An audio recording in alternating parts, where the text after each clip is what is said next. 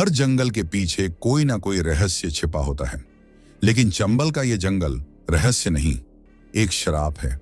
इस जंगल के बीचों बीच बनी एक पुरानी पुलिस चौकी, जहां दीवारें धूल से नहीं किसी की राख से सनी हैं, और हर वो इंसान जो इस चौकी में तैनात हुआ वो कभी वापस नहीं आया।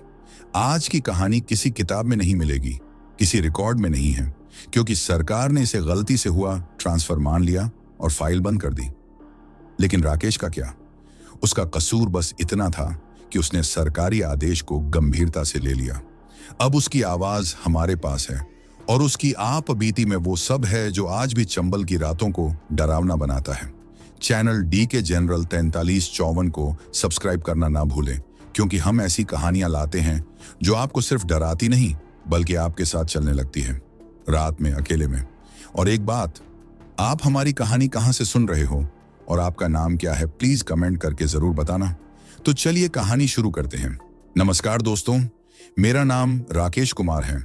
2002 में मैं एक सरकारी विभाग में फॉरेस्ट ऑफिसर था।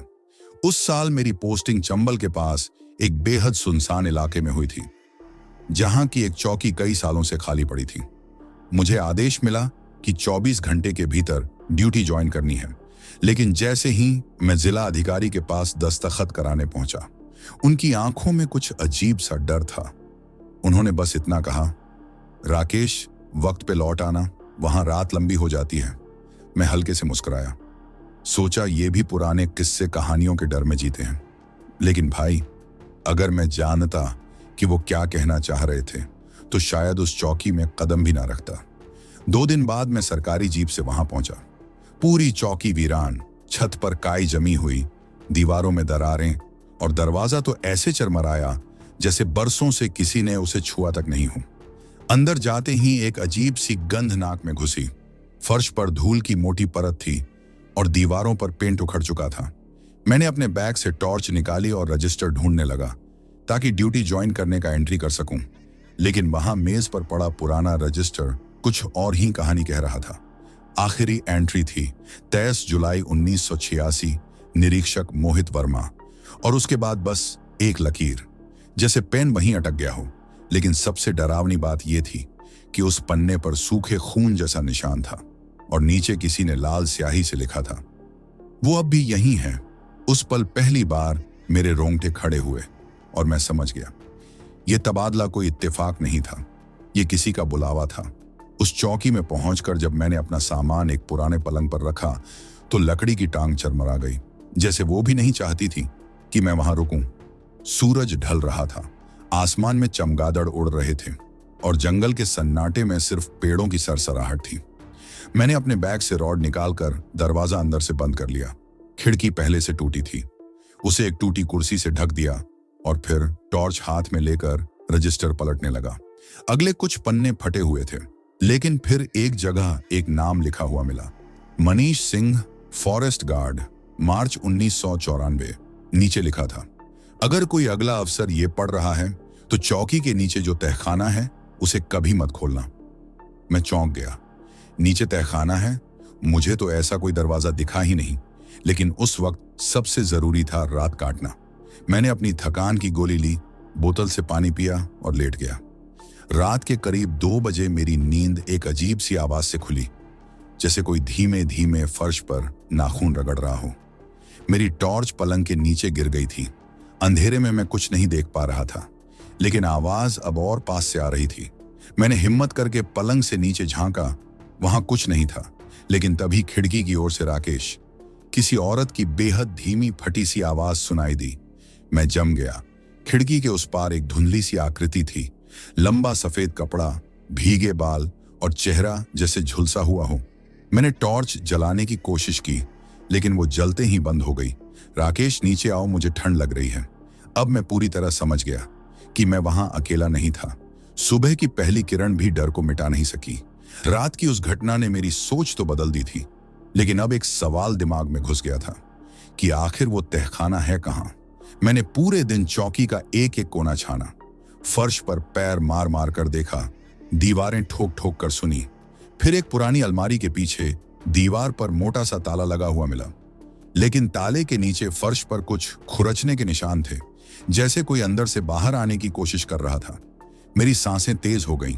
मैंने हथौड़ा उठाया और ताले पर जोर से वार किया और एक ही बार में ताला टूट गया। दरवाजा चरचर करता खुला और अंदर से ठंडी हवा का ऐसा झोंका आया जैसे बरसों से बंद लाश की गंध बाहर निकली हो। नीचे पत्थर की सीढ़ियां थीं। हर कदम पर बदबू और गहराती जा रही थी। दीवारों पर लाल निशान थे हाथ के, कुछ छोटे, कुछ इतने बड़े कि इंसान जैसे नहीं लगते थे। मैं जैसे जैसे नीचे उतर रहा था, बैकग्राउंड में कोई धीमी फुसफुसाहट चल रही थी। वो फिर से आ गया है, वो फिर से आ गया है। नीचे एक कमरा था और उसके बीचों बीच एक लोहे की कुर्सी जिस पर बेल्ट बंधी हुई थी। दीवार पर कुछ लकीरों से लिखा था, यहां उसे बांधा गया था लेकिन वो मरती नहीं। तभी मेरी टॉर्च की रोशनी एक कोने में पड़ी, जहां एक फटी हुई साड़ी में लिपटी हुई आकृति बैठी थी। उसका चेहरा नहीं दिख रहा था, लेकिन जैसे ही मैंने एक कदम बढ़ाया, उसने अपनी गर्दन घुमाई। उसकी आंखें सफेद और चेहरा वही जो मैंने रात को खिड़की के बाहर देखा था। मैं उल्टे पांव भागा, सीढ़ियां चढ़ता गया, लेकिन पैर फिसल गया। किसी ने मेरा ठोंगना कसकर पकड़ा था। वो फिर बोली, तुम मेरे बाद वाले हो ना, अब कभी मत जाना। मैंने एक झटका मारा और जैसे तैसे बाहर भागा, दरवाजा बंद किया और ऊपर से कुंडी लगा दी। और उस रात मैंने फैसला किया कि सुबह होते ही वहां से निकल जाऊंगा, लेकिन मेरी किस्मत ने कुछ और ही सोच रखा था। सुबह के 5 बज चुके थे। मैं रात भर सोया नहीं।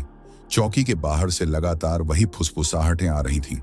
कभी कोई खिड़की खड़खड़ाता तो कभी कोई दीवार पर नाखून से खरोंचते। लेकिन मैं तैयार था। बैग में बस जरूरी सामान डाला, सर्विस रिवॉल्वर और टॉर्च जेब में रखी और मोटरसाइकिल की चाबी मुट्ठी में कस ली। जैसे ही मैं बाहर निकला, पूरा जंगल अजीब सी धुंध में लिपटा था। सूरज उग चुका था, पर रोशनी जैसे किसी ने चुरा ली थी। बाइक स्टार्ट की, 3 बार किक मारी, पर इंजन ने एक बार भी आवाज नहीं की, जैसे किसी ने टंकी में डीजल की जगह पानी भर दिया हो। तभी मुझे पीछे से फिर वही आवाज सुनाई दी, राकेश, चौकी छोड़कर कहां जा रहे हो? मैं पलटा, कोई नहीं था, लेकिन बाइक के मिरर में साफ दिखा वही चेहरा पीछे मेरी सीट पर बैठा था। आंखें एकदम पास और मुंह से खून की पतली धार टपक रही थी। मेरी सांसें रुक गईं। जैसे ही मैंने बाइक से हटने की कोशिश की, किसी ने मेरी पीठ पर पंजा मारा और मैं जमीन पर गिर गया। मैंने खुद को खींचते हुए चौकी की ओर भाग आया, लेकिन दरवाजा अपने आप बंद हो गया। अंदर से आवाज आई, अब तू भी यहीं रहेगा राकेश, तू अगला बन गया है। चौकी का हर कोना बदल चुका था। दीवारों पर ताजा खून से नाम लिखा था, राकेश कुमार सिंह, और मेज पर मेरे ही हाथ से लिखा एक रजिस्टर पड़ा था, जिसमें आखिरी लाइन थी, अगर कोई अगला अफसर ये पढ़ रहा है तो तहखाना कभी मत खोलना। मेरी आंखों से आंसू बहने लगे। मतलब मैं अब उसका हिस्सा बन चुका था। मैंने तय कर लिया कि अब डर कर भागना नहीं, बल्कि इस खौफ का चेहरा देखना है। मैंने चौकी के पुराने रिकॉर्ड्स खंगालने शुरू किए। एक लोहे की अलमारी में बंद फाइलें, धूल से सनी, चूहे से कुतरी हुई, लेकिन उनमें छिपा था उस खंडहर का सच। एक फाइल थी, मामला संख्या 43, सन 1993 ईस्वी, केस अज्ञात महिला की आत्महत्या। फाइल में एक पुरानी तस्वीर चिपकी थी, साड़ी में लिपटी एक औरत की अधजली लाश, और रिपोर्ट में लिखा था, महिला का नाम चमेली, उम्र लगभग 30 वर्ष, आरोप काले जादू की साधिका। स्थिति गांव वालों ने चौकी में बांधकर जिंदा जला दिया। मेरी सांसें थम गईं। चमेली, वही नाम जो तहखाने की दीवार पर खून से लिखा था। रिपोर्ट आगे कहती है, उसकी चीखें चौकी की दीवारों में गूंजती रहीं। जलने से पहले वो कह रही थी, एक दिन तुम सब यहीं रहोगे, मुझ में समा जाओगे। तभी रजिस्टर के नीचे से एक पुराना वॉकी टॉकी गिरा और उसमें किसी की आवाज गूंजी, अगर कोई सुन रहा है तो भाग जा, हम सब भी यहीं फंस चुके हैं, चमेली सबको खा गई है।